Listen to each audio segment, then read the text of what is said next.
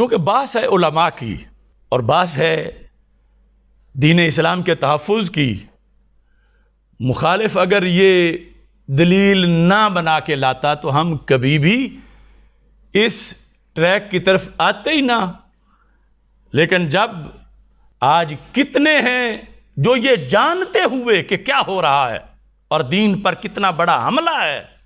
یہ اشرف آصف جلالی کا مسئلہ نہیں ہے، خدا کی قسم یہ مسئلہ تحفظ قرآن کا ہے، تحفظ ایمان اور تحفظ اسلام کا ہے. یہ مسئلہ سادات کرام اور سیدہ پاک رضی اللہ تعالی عنہا کی عزت و عظمت کی حفاظت کا مسئلہ ہے اور صدیق اکبر رضی اللہ تعالی عنہ کی صداقت کے تحفظ کا مسئلہ ہے. ہم تو اپنی سعادت سمجھتے ہیں کہ وہ انہیں گالیاں نہ دیں اور ہمیں دیں تو اس سے بڑا ہم نے اور کس کام آنا ہے کہ وہ جو گالیاں انہیں دینی تھی وہ ہمیں دے رہے ہیں. لیکن یہ سننے والے سنیں، یہ ہم پر اکتفا نہیں کریں گے. روزانہ ان کی زبانیں وہ بولتی ہیں جو شان سیدہ کے مناسب ہی نہیں، وہ ان کے ذمہ یہ روزانہ ڈالتے ہیں. میں نیک پاک پیروں شہزادوں، نیک پاک آل سادات، ان کے قدموں کی خاک کا بھی غلام ہوں. لیکن روافضی چرنوں میں چرنے والے اور پھر اہل سنت کے نظریات پر مست ہاتھیوں کی طرح چل کے روندنے والے، ان سے کہہ رہا ہوں وہ فریب خوردہ شاہی جو پلا ہو کرگسوں میں، اسے کیا خبر کہ کیا ہے راہ و رسم شاہ بازی. دھویں اور بھنگ کے اندر جا کر جنہوں نے صحبتیں حاصل کی ہوں، تجھے کیا خبر کہ کیا ہے راہ و رسم شاہ بازی. راہ و رسم شاہ بازی کہ ان فضاؤں میں اڑنا یہ پیر مہر علی شاہ کا کام ہے. ان فضاؤں میں اڑنا یہ داتا گنج بخش حجویری کا کام ہے. ان بلندیوں کی طرف جانا یہ اعلیٰ حضرت امام احمد رضا بریلوی اور حضرت خواجہ معین الدین چشتی اجمیری کا کام ہے. یہ بحر العلوم مسلم الثبوت کی شرح، علماء جانتے ہیں کہ اصول فقہ میں مسلم الثبوت کا جو مقام ہے، وہ مفتی جو کہہ رہے ہیں سلفن خلفن کسی نے یہ بات نہیں کی. یعنی سلفن خلفن پڑھ تو لو، پہلے پڑھو تب پتا چلے گا کہ سیدہ کا ادب کیا ہے. بگوتروں نے توہین کرنے والوں کا کلچر چاٹ کر آج انہی کی بولی بولنا شروع کر دی. ادب سیکھنا ہے تو اہل سنت ہی سکھائیں گے، سیدنا پیر مہر علی شاہ رحمۃ اللہ علیہ سکھائیں گے، امام احمد رضا بریلوی سکھائیں گے، ادب داتا گنج بخش حجویری سکھائیں گے رحمۃ اللہ علیہ.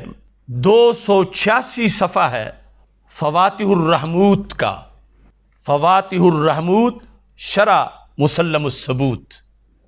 مسلم الثبوت اصول فقہ کی آخری اتھارٹی ہمارے درس نظامی میں بھی، اس پر اس کی جو شرح بحر العلوم فواتح الرحموت، اس سے صفحہ نمبر 286 سے میں پڑھنے لگا ہوں. اب میں اس کی زیادہ وضاحت نہیں کروں گا کیونکہ میں صرف مفتیان کرام کے لیے پڑھ رہا ہوں اور وہ سمجھ لیں گے.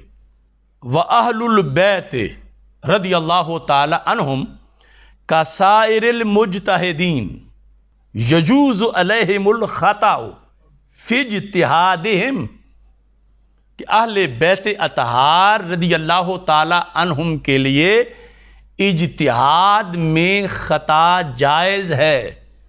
کسائر المجتہدین، جیسے باقی مجتہدین کے لیے احتمال ہے خطا کا. وہم یصیبون و یخطئون، تو ایسے ہی یہاں بھی اہل بیت اطہار علیہم الرضوان وہ بھی کبھی مصیب کبھی مخطی، یعنی اجتہاد کے لحاظ سے. یہاں صغیرہ کبیرہ گناہ والا معاملے نہیں بات ہو رہی، اجتہاد کے لحاظ سے. اور یہ باقاعدہ بحث معصومیت کی کرتے ہوئے روافض کا رد کر کے انہوں نے بات آگے شروع کی کہ روافض یہ کہتے ہیں کہ آل پاک کا کہنا بھی نبیوں کا کہنا ہے چونکہ ان کی طرح معصوم ہے. تو انہوں نے کہا نہیں، آل پاک معصوم نہیں، محفوظ ہیں. تو انبیاء علیہ السلام کے فتوے کی حیثیت اور ہے، اہل بیت اطہار علیہم رضوان کے فتوے کی حیثیت اور ہے۔ یہ اصول ہے اہل سنت کا۔ وَقَذَا يَجُوزُ عَلَيْهِمُ الزَّلَّةُ زَلَّةُ الْقَارِ علیہم اہل بیت وَهِيَ وُقُوعُهُمْ فِي أَمْرٍ غیر مناسب لمرتباتہم من غیر تعمد، یعنی بغیر ارادے کے ذلت۔ اب آگے اس کی مثال لکھی ہوئی ہے، سلفن خلفن والے ذرا کان صاف کریں۔ کما واقع من سیدۃ النساء رضی اللہ تعالی عنہا من ہجرانہا خلیفۃ رسول اللہ صلی اللہ وآلہ واصحابہ وسلم حین منعہا فدک من جہت المیراث ولا ذنب فیہ۔ سلفن خلفن کہنے والوں، یہ تو ابھی درس نظامی ہے۔ درس نظامی میں اصول فقہ کے اندر، اس ایتھنٹک اتھارٹی کے اندر یہ لکھا ہے کہ اہل بیت اطہار علیہم الرضوان کے لیے اجتہادی خطا جائز ہے، اور اس کے جواز کے لحاظ سے آگے مثال کیا لکھی ہے۔ مثال جو ہے میں اس کا ترجمہ نہیں کرتا، لیکن عبارت میں پھر پڑھ کے سنا دیتا ہوں۔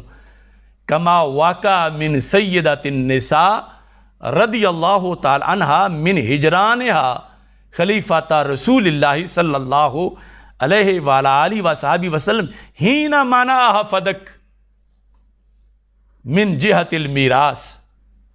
تو یہ مثال دے کر خطا اجتہادی کی، آگے کا ولا ذنب فیہ، خطا تو ہے مگر ذنب نہیں ہے، ولا ذنب فیہ۔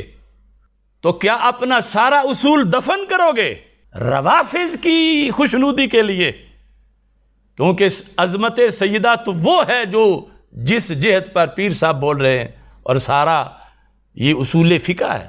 یہ جو اہل بیت اطہار علیہم الرضوان خطا اجتہادی سے معصوم نہیں تھے، اس کا انہیں بھی پتہ تھا، اور اس قانون پر وہ خود قائل تھے کہ ہم سے اجتہادی خطا ہو سکتی ہے، اس کے وہ خود قائل تھے۔ اس پر پھر انہوں نے دلیل پیش کی۔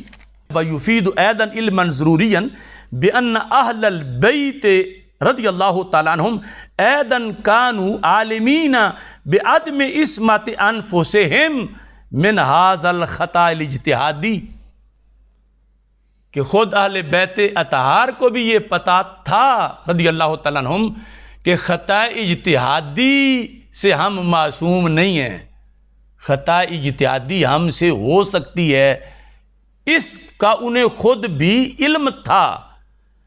الم ترى، اب مثال دیکھو، الم ترى کیف رد ابن مسعود رضی اللہ تعالیٰ عنہ قول امیر المومنین علی رضی اللہ تعالیٰ عنہ فی عدت الحامل المتوفى عنہا زوجہا، کہ حاملہ جس کا خاوند فوت ہو چکا ہو، اس مسئلے میں عبداللہ بن مسعود رضی اللہ تعالیٰ عنہ نے حضرت مولا علی رضی اللہ تعالیٰ عنہ کا قول رد کر دیا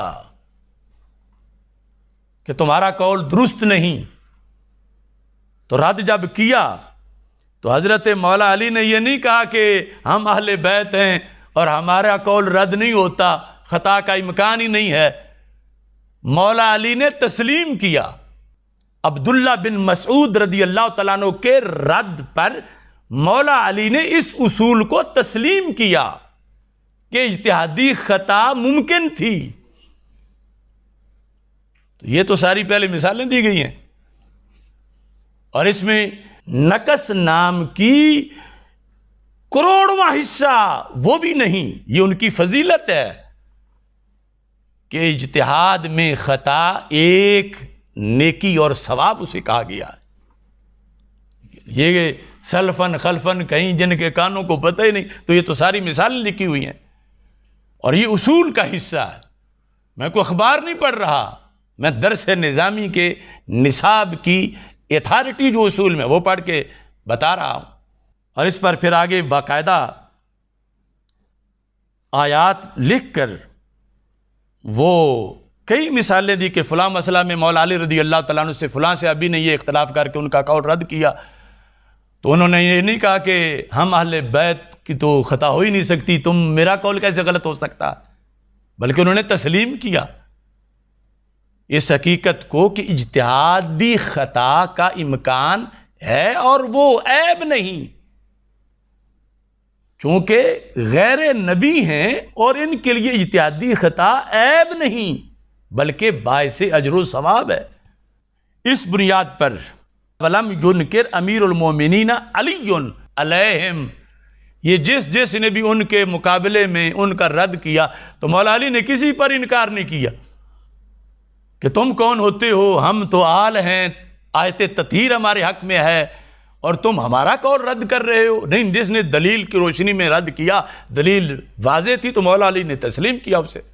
اب فقد بان لکا، او سننے والے تمہارے لیے ظاہر ہوا کیا، ان الاجماع القطعی الداخل فیہ اہل البیت، وہ اجماع امت کا جو قطعی ہے جس میں خود آل بھی شامل ہے، وہ اجماع کیا ہے، حاکمن، وہ اجماع حکم کر رہا ہے بِأَنَّ لَا عِصْمَةَ فِي أَهْلِ الْبَيْتِ بِمَعنَى عَدْمِ جَوَازِ الْخَطَاءِ الْاجْتِهَادِي مِنْهُمْ، یہ اجماعی عقیدہ ہے جس کو آج توہین کہہ رہے ہیں۔